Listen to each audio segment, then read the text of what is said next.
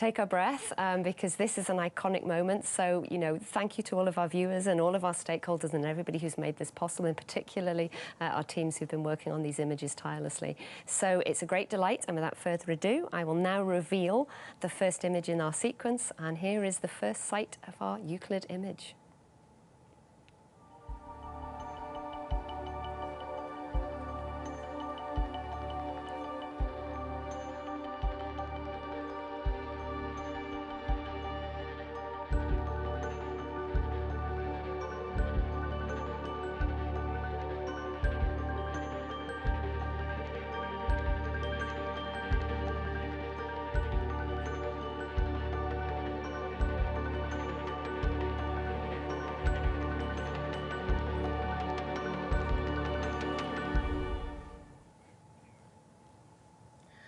Thank you for introducing this first image, Carol. Maybe you can tell us a little bit more about what we can see here.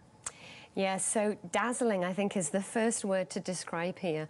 So what you can see here is one of the biggest gravitationally pulled together structures that we have in the local universe. This is a galaxy cluster called Perseus, and we'll hear a little bit more about that shortly. And we expect to find many of these in the Euclid universe. But each of the dots on this image, most of them are galaxies in the distant universe. So we think there's something like 100,000 galaxies in this slice of the sky, going back into cosmic time about 10 billion years. And then we've got nearby galaxies and all of those distant ones. And so there's a huge amount of data alone in this image to mine.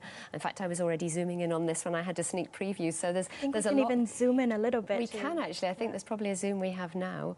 And you can start to see the distant points, but actually even nearby, we've got distorted galaxies. We have pairs. We have lovely spiral galaxies, a bit like the Milky Way. So we've got all sorts of things in here. I know our scientists will probably be going to ESA Sky to dig into this. And then, of course, you can see these distant objects.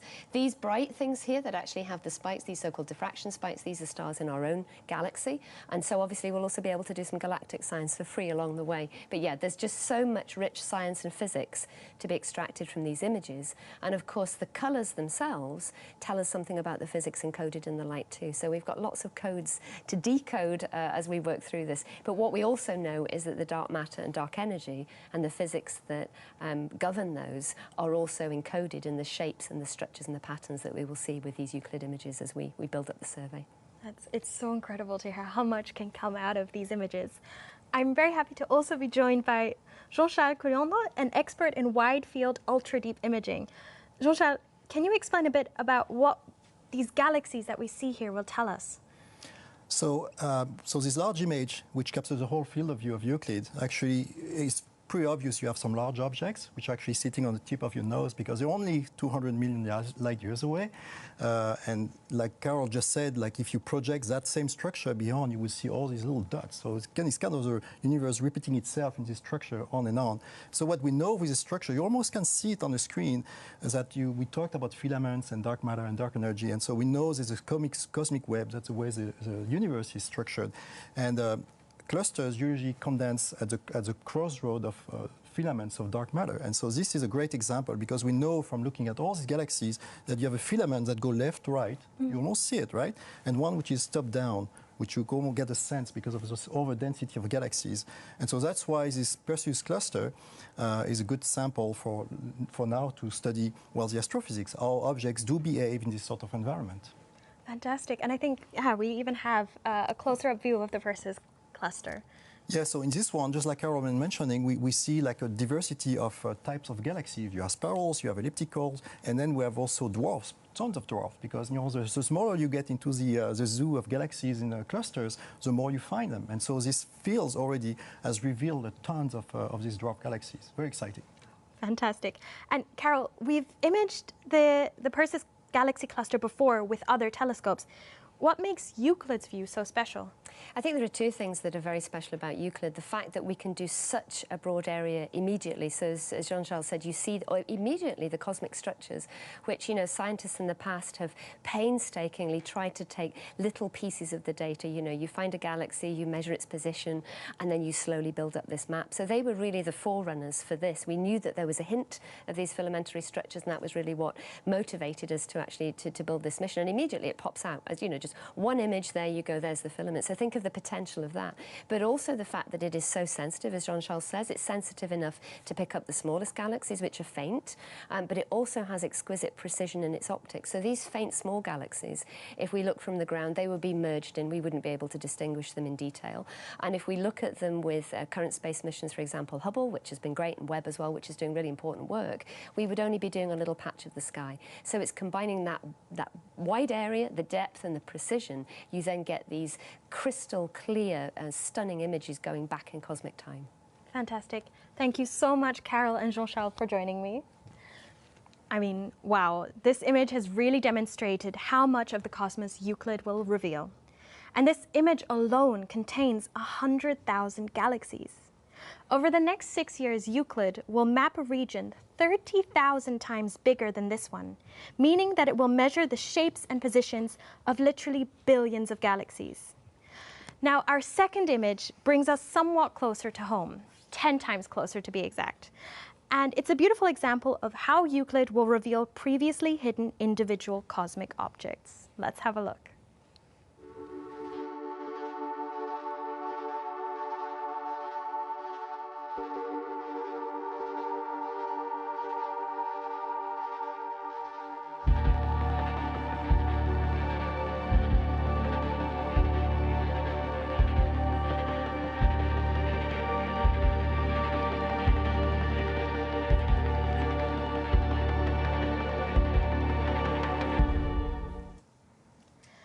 This galaxy is nicknamed the Hidden Galaxy because it lies behind lots of dust, gas, and stars. And I'm happy to be joined by two ESA scientists. We have Guadalupe Cañas-Herrera and René Larais. René, you are the project scientist for Euclid. Could you tell us how Euclid allows us to see this hidden galaxy? Right, this galaxy is in the plane of our own Milky Way. And because of that, we look through many stars, past many stars, and also gas and dust in our own plane. Euclid looks in the infrared and in the red. So it's false color, what you see here. What is blue in this image is really red in real life. And what is red here is infrared, so it's invisible in real life.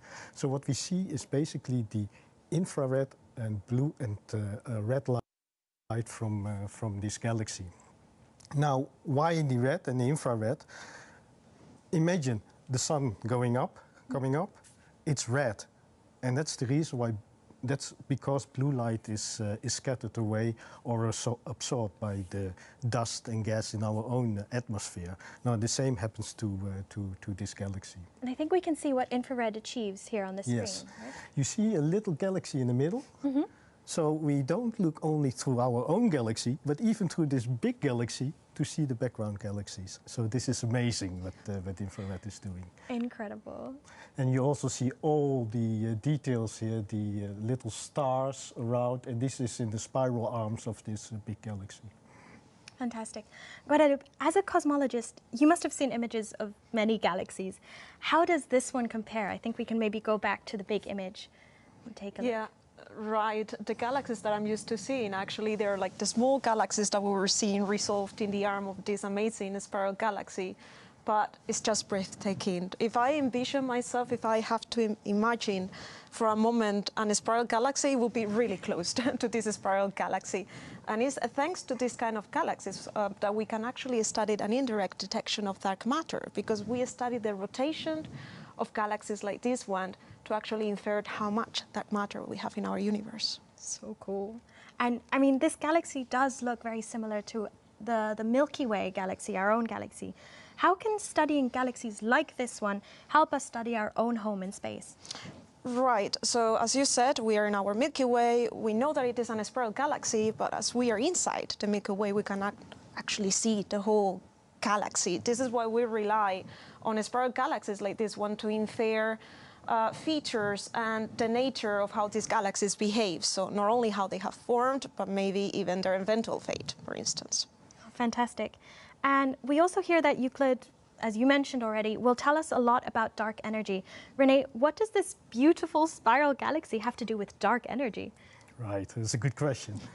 Euclid will observe more than billions of galaxies in order to derive the structure of our universe. Now, if you observe 1 billion galaxies, you have to start with one. And this is the one. So many of these billion galaxies will be like this galaxy, and we will measure the shape as well as the distance to all these galaxies in order to derive our science from it. So that is the dark energy and the dark matter distribution. Fantastic. Thank you so much, Renee and Guadalupe, for joining me. Thank you. Isn't it amazing to believe that this image just took Euclid 1 hour to create? The fact that Euclid can take these large images so quickly is one of the things that makes it unique.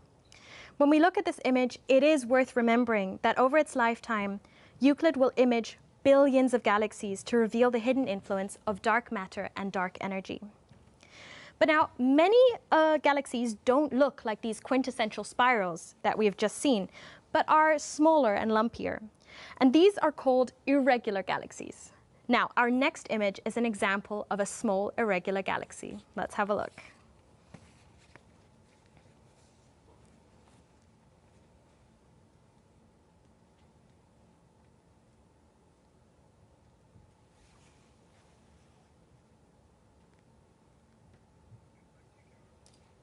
So this galaxy is relatively nearby, so a neighbor, so to say. But many distant galaxies that show us the early universe are actually, in fact, irregular galaxies. So now I am here with Francis Bernardeau and joined again by Jean-Charles Coulondre to find out more about this image. So Francis, can you tell us what's so special about this image of the irregular galaxy? Yeah, what's so special is, thank you. What we should keep in mind that Euclid is has unique capabilities. This is the first telescope which can capture in one single exposure the entire galaxy, the surroundings, with this exquisite resolution. So you have very sharp images all over the image. So that's unique in the sense that even though you may have satellite out there, I'm thinking of the James Webb Space Telescope that have also very good resolution, but the field of view is much smaller. That is, the areas that can be captured in one single exposure is much smaller. The Euclid field of view is about 100 times bigger than the one of the James Webb Space Telescope, and that's unique for Euclid. And even if you think of ground-based observation, you can reach similar field of view, but the resolution is by nature degraded because of the atmospheric turbulences, and that's why we wanted to go to space, and this is unique about Euclid. Fantastic. And Francis, you are one of the leaders of the Euclid Consortium. Yeah. Can you tell us a bit more about the consortium and its role in analyzing images such as this one? So the consortium has been built, actually, and defined for the scientific exploitation of Euclid and for the full mission, for the 6-year mission we've heard about before. So it's in charge of many things, right? Many tasks before on the consortium. The first one was to design and build the 2 instruments, the VIS and NISP instruments. It's actually in charge of organizing the observations, so actually using the instruments, right?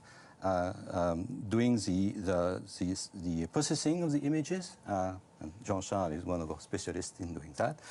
And then finally to do the analysis, right? the scientific analysis of the data we will get.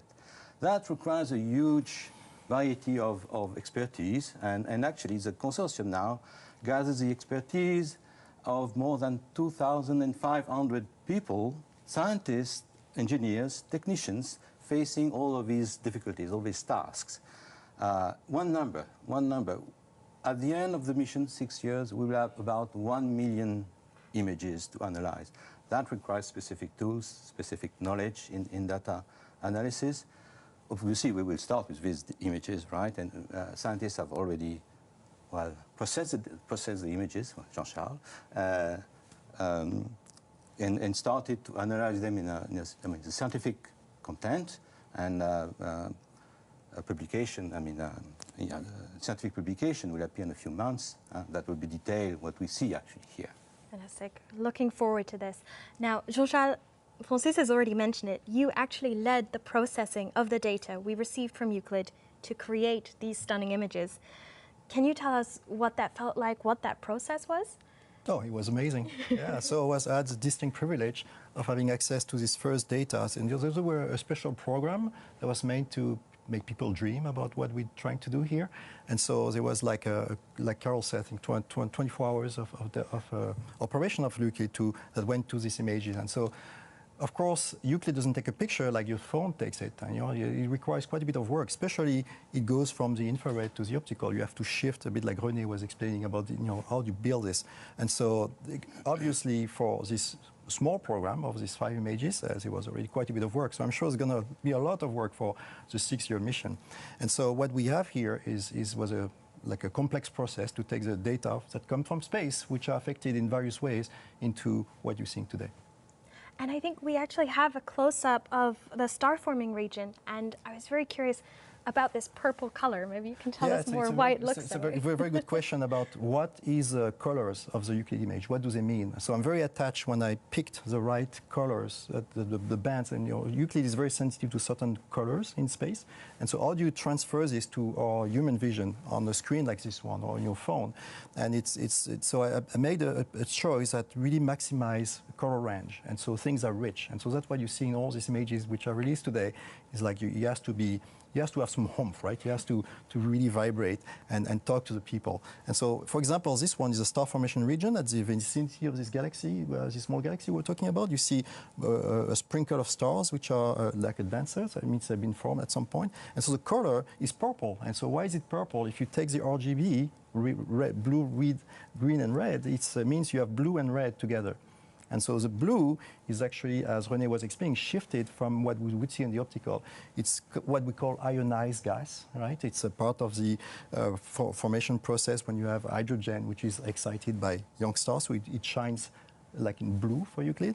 And then you have like dust scattering and so on that are adding component in the more red. So when you put the two together, there's no really light being emitted in the middle.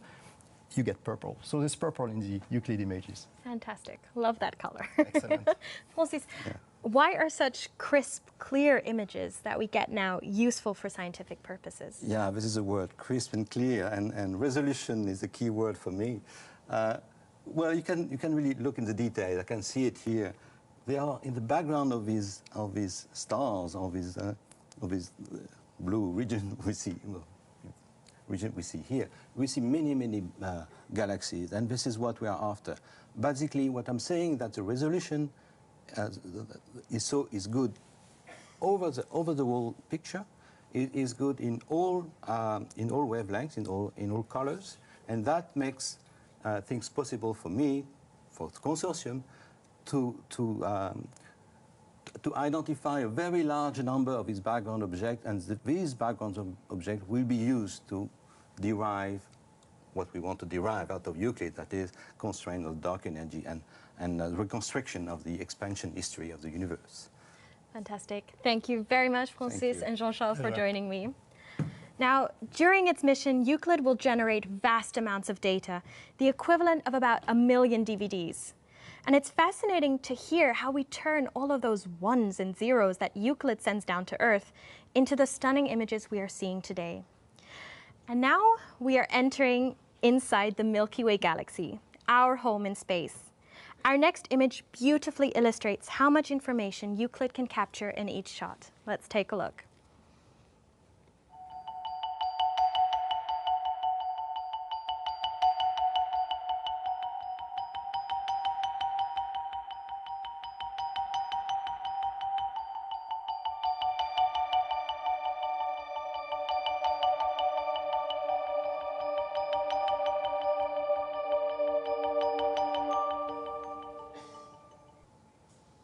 So this image actually brings us 2 times closer to home yet again. And here what we see is what's called a globular cluster, a collection of hundreds of thousands of stars bound together by gravity. And this is actually the second closest globular cluster to Earth. Now, joining me today is Reiko Nakajima, a scientist working on one of Euclid's instruments, and Giuseppe Racca, Euclid project manager.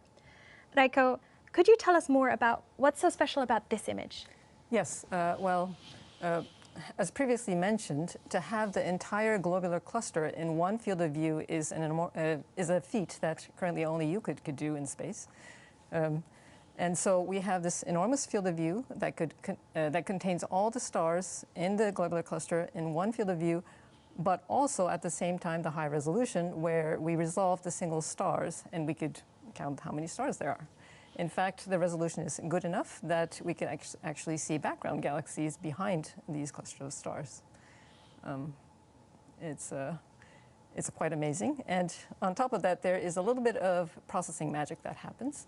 When you want the faintest stars to show up in the image, you take a longer exposure. But when you do that, the brighter stars can wash out the image, parts of the image. And in order to avoid that, what Jean-Charles did was he combined long exposure images with the short exposure images so that we could resolve both the bright and the dim stars. Fantastic. And how exactly does the design of Euclid enable it to capture unique images like this one? Right. Euclid was designed as a wide field imager, which means the telescope was designed so that it could capture a big portion of the sky at once. And this is an enormous engineering feat because you have to be in focus at this end of the corner, this end of the image versus the other end of the image, and just as in focus as it is in the center of the image. So there's the telescope design. We also have to have lots of pixels, 600 million more, more than 600 million pixels. And so that is in the VIS instrument. On top of that, we have to have an extremely stable pointing. If the spacecraft is jittery, we're not going to get crisp images. But we now have a very stable spacecraft. Fantastic, and so many things to consider for such an image. Giuseppe, you managed the entire Euclid project up until recently. Was this the kind of image you were expecting it to produce, or does anything surprise you? It's actually the kind of image we were hoping to achieve, and we are really very, very satisfied and proud that we managed really to achieve and to have this quality, the image quality itself, as Raiko was saying, the jitters, the stability, the thermal control, everything really turned out to be really has the objectives were. So that's really a great satisfaction. Fantastic. And how exactly will scientists use Euclid's images of globular clusters? The scientists will observe this and will try to find also particular effect which is related to the general objective of Euclid, which is actually to map the dark matter across the universe, so between galaxies. And we will not be doing that generally within our own galaxy, but this type of images can also be used by the scientists to really look at the distribution of dark matter also inside our own galaxy and around this globular cluster by looking at particular effects, how the distribution of the visible matter is, how the stars are behaving, if there is certain things like tidal tails are called, and that would give an indication of what the dark matter is also inside our own galaxy. So it's really something, a bonus in comparison to what the regular observation of Euclid will be. Wow, incredible. Thank you so much, Raiko and Giuseppe, for joining me. So, as Raiko mentioned, no other telescope in existence can capture an image like this in just one sitting. They would need to take lots of smaller images with different exposure times and combine these together in a mosaic. So it's wonderful to see how Euclid is heralding a new era of astronomical imaging. So we still have one very special image to look at, and I'm extremely excited to share that with you. But before this grand finale, I want to talk to a couple of experts on how we have reached this point. Since its launch on the 1st of July, Euclid has faced some challenges, and I know that so many people have worked together brilliantly and put in a huge amount of effort to make sure that everything is operating. I have with me Micha Schmidt, who leads the operations of Euclid at ESA, and Paolo Musi from Thales Alenia Space. Thank you. Micha, could you tell us about some of the challenges you faced with Euclid over the past few months and how you've managed to overcome them? Yes, thank you, Carol. So first of all, I mean, the launch and the early orbit phase and then commissioning is really the climax of the work. We are being prepared for that, so we start a couple of years before the launch to follow the development and develop our systems here. And then we go in some sort of simulation campaign here in this control room, the main control room. So this was our home. And then you come to the launch where you really feel prepared. And then everything comes differently anyway, and you have new challenges when you see the spacecraft working. But first, I would like to emphasize that actually we had a huge amount of tasks on our plate. We had 94 major blocks to be done. We wanted to do them in 45 days, but then Giuseppe, who was here before, told us, no, you do it in 31 days. And we tick-marked one after the other. Yeah, and this was really smooth operations. And thank you very much, Paolo, for this nice machine. And we were able to do challenging things like the focusing or like even the decontamination. We were tilting the spacecraft to an angle which was not foreseen. So a little bit of sun was shining on forbidden areas and so on. This all worked smoothly, but then there are challenges, of course. And these three major challenges, or the elephants in the room, you may have heard already before, where first of all we discovered stray light, which should not have been. This was easy to correct. So after it was identified, actually we allow the spacecraft only to turn in a certain direction such that the sun shield actually hides the reflecting area from the sun. So this was not easy for us because we avoid this. It will be more a challenge for the people doing the survey later on because they have harder constraints. Second thing was X-ray. We cannot do anything against this will occur. So we will lose 3% of the observations. We have to redo them or you take this into account in the processing. And then there was another specific challenge. You need to keep the attitude of the spacecraft very accurate. So if you take a picture, you should not shake because otherwise the image becomes blurry. I think we have an example of, I think they're so-called loopy stars here, where you can maybe explain. Okay, thank you, Kira. All the scientists get nice pictures and you give me that, thank you. Okay, so if you would like to keep stable, imagine that actually Euclid would be on top of Mount Everest and would looking down to the sea level. Once locked on a star formation with a special fine guidance sensor which was developed specifically for this mission, you would be able not to leave the area of the bullseye of a dart plate. So that is 1.2 millimeters, yeah, for 15 minutes. But even more, it's not Mount Everest, it's 3 times Mount Everest. Yeah, and of course the FGS was not doing that. So actually, yeah, so it was looping because the fine guidance sensor could not lock on the star formation because it was taking artifacts which come from cosmic rays and could not distinguish it from stars. So then the industry went back on the desk and found a solution. We have updated the software. The software was loaded on board after some testing on ground, and the problem is solved. Fantastic. Thank you so much. And it's really interesting to hear those numbers and imagine it with Mount Everest. So thanks for that example. Now, Paolo, you work for Thales Alenia Space, the company tasked with developing Euclid. What has your role been in the commissioning phase? Yes, the commissioning phase has been quite an intense period, as Mika was recalling. And the design team from industry, and from industry I mean Thales Alenia Space as prime contractor, but also key industrial partners like Airbus and Leonardo and other partners, provided engineering support throughout the commissioning phase. Long days, also some long nights, quite some excitement, and a lot of satisfaction at the end. I want to recall 3 special, let's say, key moments of the commissioning, which made this extraordinary images published today possible. One was the cold stabilization of the focal plane of the telescope. We need low temperature for the infrared sensor.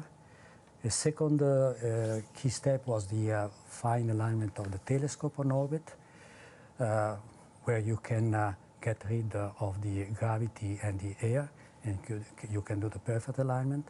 And the third key moment was the proof of the stability of the pointing of the system. And this last step required some extra weeks, because as suggested by Mika, we characterized the performance of the fine guidance sensor in a wide range of star density, from very low density and faint star to very populated field, and find out that at the extremes, the sensor could lose track of the stars. So after analysis of the data, we decided to add a piece of software which was better coping with the spurious stars generated on the sensor by the cosmic rays. And this was loaded in September, the second half of September, and I think we are quite happy of the results after this recovery. And I would also take the occasion to thank ESA and the science team for this improvement that we were able to make, because when we have to do with the optimization of an end-to-end performance, we need all the stakeholders as part of the team, and I think we played a good teamwork. Fantastic. Thank you so much, Micha and Paolo, for joining me. So now that teams across ESA have solved routine and not so routine problems to get Euclid working so well, the dedicated operations team is doing the final fine-tuning of the spacecraft before routine science operations begin in early 2024. Now, just before we reveal our final image, we've got a special message from our friends over at NASA. It is so exciting to be here virtually with you today to celebrate the first images from Euclid. This observatory will uncover a treasure trove of scientific discoveries that will be used across the world, including by US scientists, for years to come. NASA is a very proud contributor to this mission. We have been responsible for key pieces of hardware and engineering support, as well as a US-based science data center at IPAC in California. Additionally, NASA has provided funding and support for the US scientists to analyze Euclid data and contribute to the mission's science goals. Euclid will make a 3D map of nearly a third of the sky, containing billions of galaxies. Together, ESA and NASA are paving the way for a new era of cosmology, providing huge amounts of detailed data about the history and the structure of the universe. NASA's forthcoming Nancy Grace Roman Space Telescope, on which ESA is a valued partner, also seeks to answer key questions about the nature of dark matter and dark energy. Roman will build upon what Euclid learns about these mysteries and will additionally survey objects on the outskirts of our solar system, discover thousands of new planets, explore nearby galaxies, and much more. So congratulations to the Euclid team. I'm excited to see the dark side of our universe through Euclid's eyes in the years to come. Thank you so much, Nicola Fox, for that kind and inspiring message. NASA has played a vital role in the Euclid mission. For me, hearing about all of these clever fixes that the team has come up with to solve the challenges Euclid has faced makes this last image even more impressive. Now, I know that many people will recognize this famous celestial beauty from images by other telescopes, but Euclid has brought us a whole new view. Let's have a look.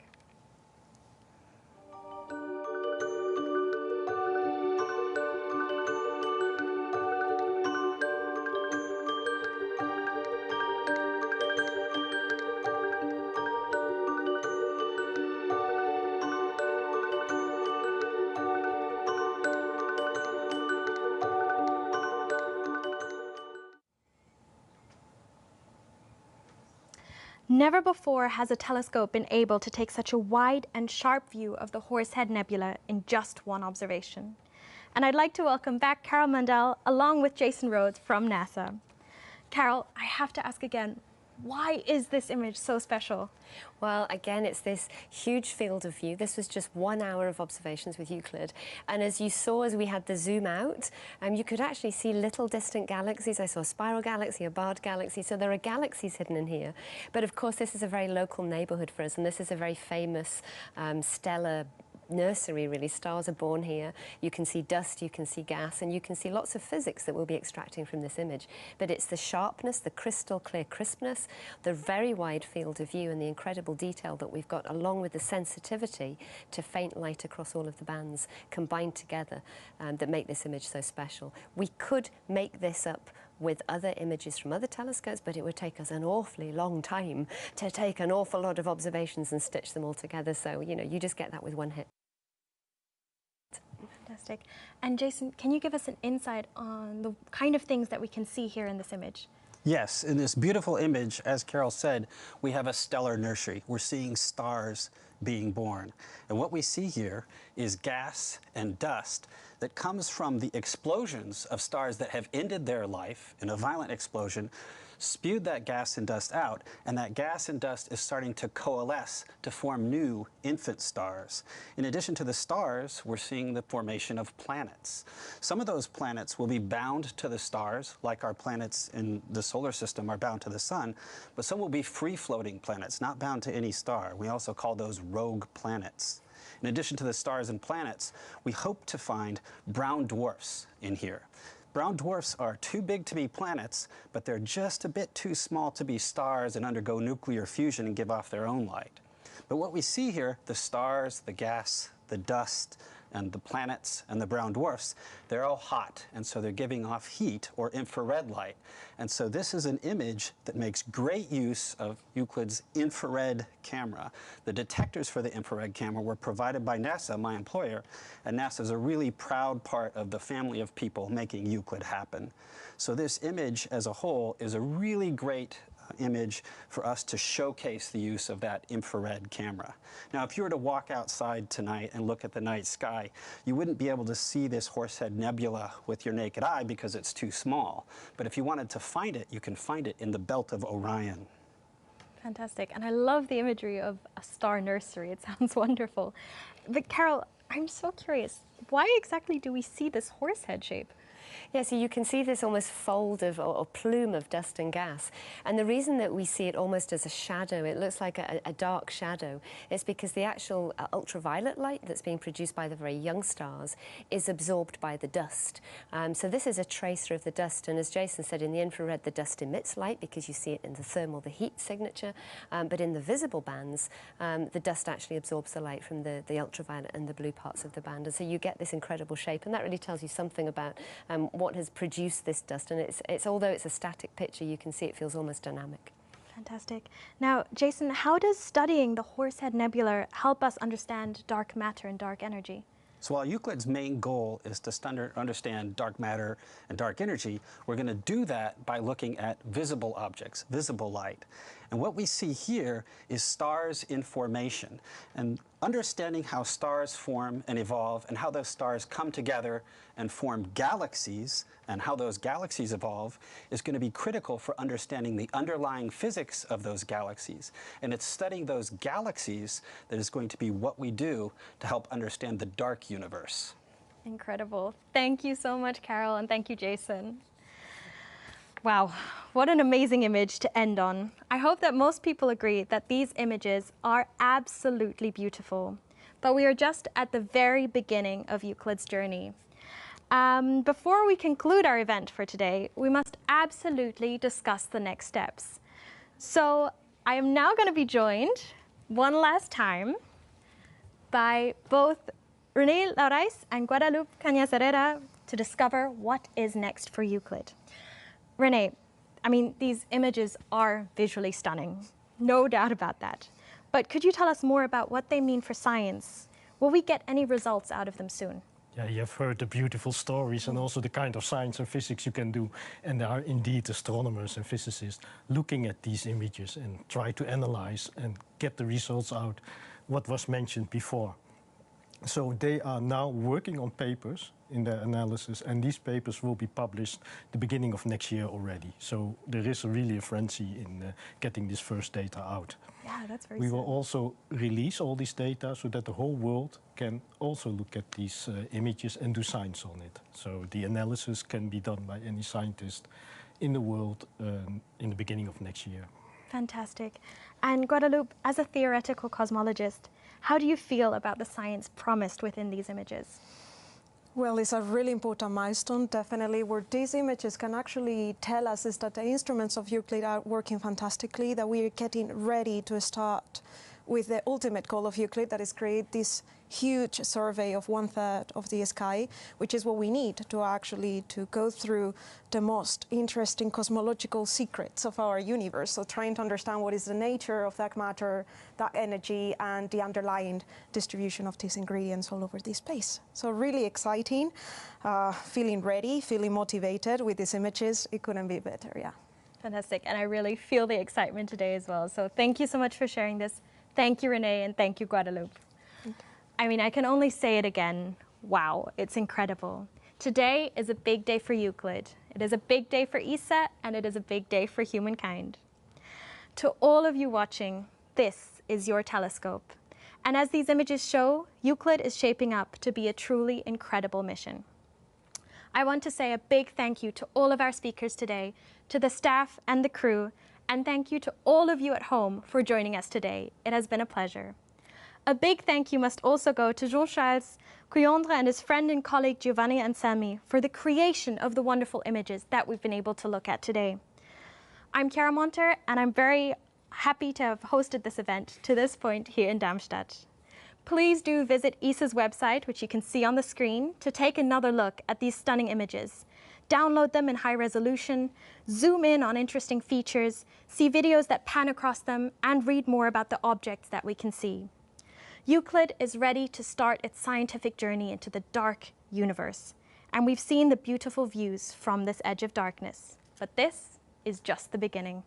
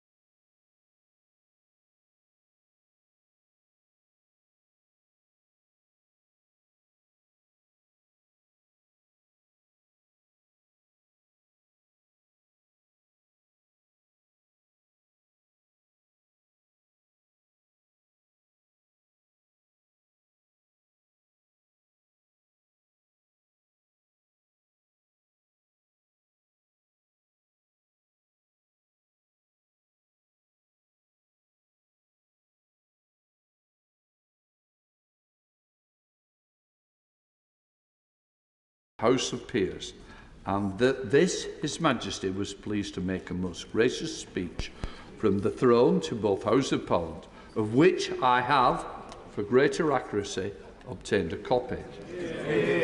I shall direct that the terms of the speech be printed in the votes and proceedings. Copies are available in the vote office. Before I call the mover and seconder, I want to announce that the proposals subjects of debate during the remaining days of the Royal Address are: today, debate on the address; Tomorrow, breaking down barriers of opportunity. Thursday, making Britain a clean energy superpower. Monday, building an NHS fit for future. Tuesday, securing high sustained economic growth in every part of the country. Wednesday, reducing violent crime and raising confidence in policing and the criminal justice system. So I now have the pleasure to call Sir Robert Goodwill to move, and then I will call Sir Bon Bailey to second the address.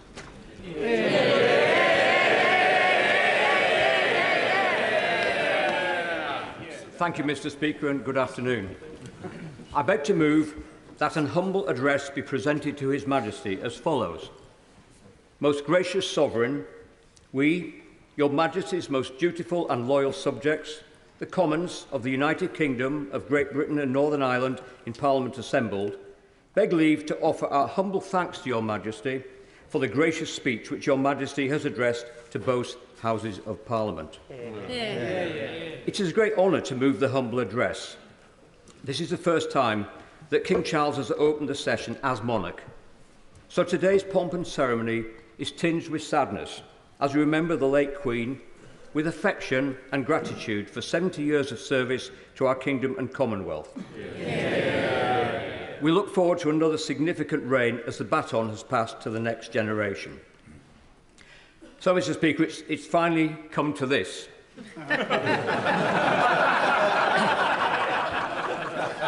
It's official. I was the future once. The seconder of the humble address, the Honourable Member for Stroud, for whom I'm the warm-up act today, is always described as up and coming, and I'm not really sure what that makes me. I recall on the last occasion the member for Beverley and Holderness was proposing the humble address, and we all thought he was on the scrap heap.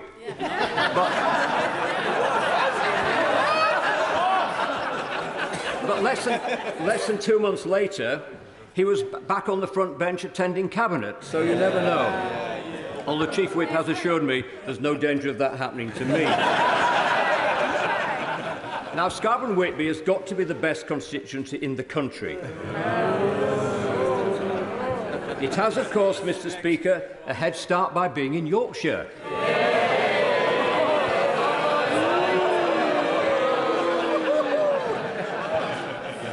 They say you should never ask someone if they're from Yorkshire, because if they are, they're bound to mention it in the first 5 minutes. And if not, why humiliate them unnecessarily? But I'm very pleased to see our colleagues in the SNP sporting the white rose of Yorkshire. Although I must point out...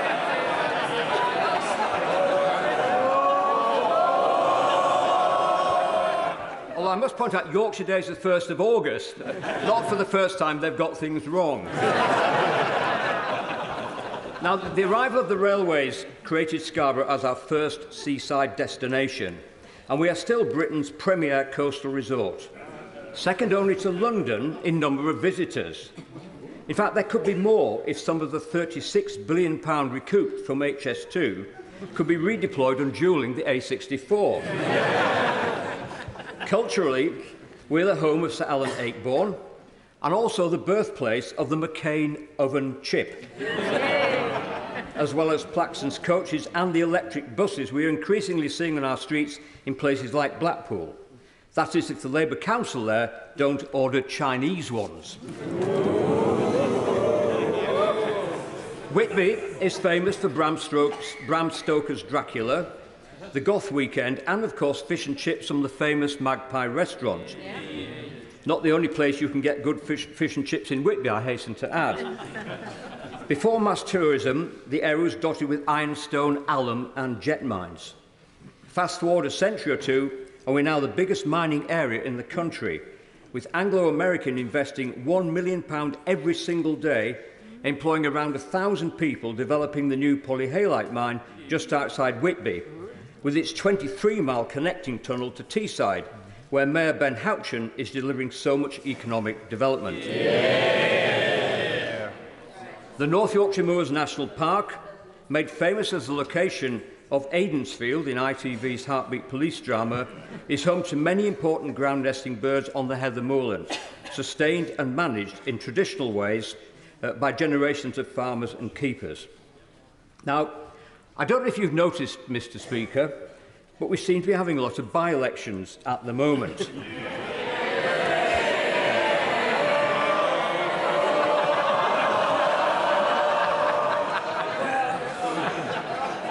Not so fast. And it was a by-election in Rydale in 1986 that whetted my appetite for frontline politics. The seat was held with a thumping 16,000 Conservative majority, but fell to the Liberals, with a 19% swing giving Elizabeth Shields a 5,000 vote margin. Not for long. While the rest of the Liberal Party were going back to their constituencies to prepare for government,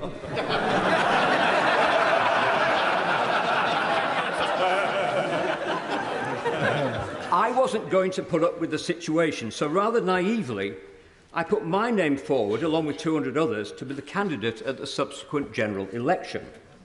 I wasn't selected, but did come second to John Greenway, who, in case members don't remember, in some cases weren't even born. I'm looking at the member for Selby over there somewhere. Won the seat back only 13 months later with a 10,000 majority. The moral is, don't count your chickens on the basis of by-election results. Not put off, my next move was to try and find a safe Labour seat to fly the flag for Margaret Thatcher. Living in the North East, there was no shortage of rock-solid Labour citadels. Places like Sedgefield, Hartlepool, Bishop Auckland, North West Durham, or Redcar. And so it was in Redcar I was selected to challenge the wonderful Mo Mowlam. By then, by the way, John Major had taken over from Mrs Thatcher. And I can remember when that happened, my children coming up to me to ask, "Daddy, is it really possible that a man can be Prime Minister?"